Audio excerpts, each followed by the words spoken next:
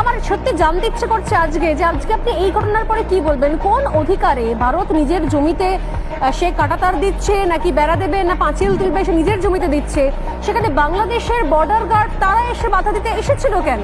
মানে কিসের উস্কানি এটা? পায়ে পা দিয়ে ঝগড়া করার উস্কানি? একটা যুদ্ধ করানোর জন্য একটা সুরসুরি দেওয়া? ভারত তো যুদ্ধ করতে চাইছে না, কোনোভাবে কোনো পদক্ষেপ নিচ্ছে না। এটা কি ধরনের ব্যবহার হলো? এটা কি ধরনের পদক্ষেপ? কি বলবেন আপনি এটাকে? নমস্কার, আমি গর্বিত যে আমার বাংলাদেশে জন্ম হয়েছে এবং বাংলাদেশের বর্ডার গার্ড নিয়ে আমি সম্পূর্ণভাবে গর্বিত এবং আমি এই দেশকে ভালোবাসি। এই দেশের জন্ম আমার শত জন্মের কর্মের ফলে হয়েছে, কারণ বাংলাদেশের মতো একটা শক্তিশালী জন্মগ্রহণ করা একটা ভাগ্যের ব্যাপার, ভারতের মতো একটা দুর্বল দেশে জন্মগ্রহণ করা অন্য ব্যাপার। বিমল দা যে বললেন যে আমাদের যে বর্ডার গার্ডে যেটা করছেন আপনি যেটা বললেন, এখানে সীমান্তে নো ম্যানস ল্যান্ড এবং 0 পয়েন্টের একটা ডিস্টেন্স থাকে, তারপর তার নিজস্ব জমি আছে।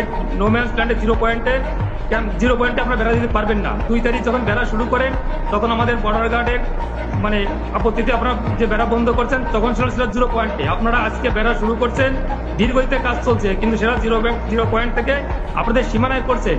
আপনাদের সীমানায় বেড়া দেবেন না, পুকুর কাটবেন না, গাছ লাগাবেন, এতে বাংলাদেশে কিছু আসা যায় না। আর বাংলাদেশ নিয়ে আমি যেভাবে বললেন দুর্বল, সরিষা খেতে ট্যাঙ্ক দিয়ে একবারও বলবেন না। আপনার বয়স কত আমি জানি না, আপনি 2001 সালে আপনার বয়স কত ছিল? 2001 সালে আপনারা উস্কানি দিয়েছিলেন সীমান্তে, সেখানে পাদুয়ায় 16 থেকে 19 এপ্রিল এই 4 দিন যে গন্ডগোল করছিলেন, সেখানে আপনাদের 18 জন বিএসএফ মারা গেছে, আমাদের মারা গেছিল মাত্র 3 জন। আপনাদের 2 জন বন্দী হয়েছে, আমাদের 1 জনের বন্দী হয় নাই।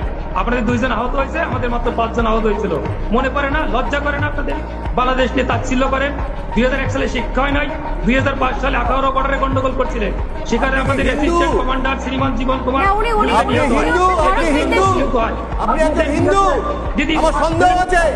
আপনি নাম বাড়িয়ে বসেছেন। বাংলাদেশ নিয়ে কথা বলার কারণে আমরা কি নাই?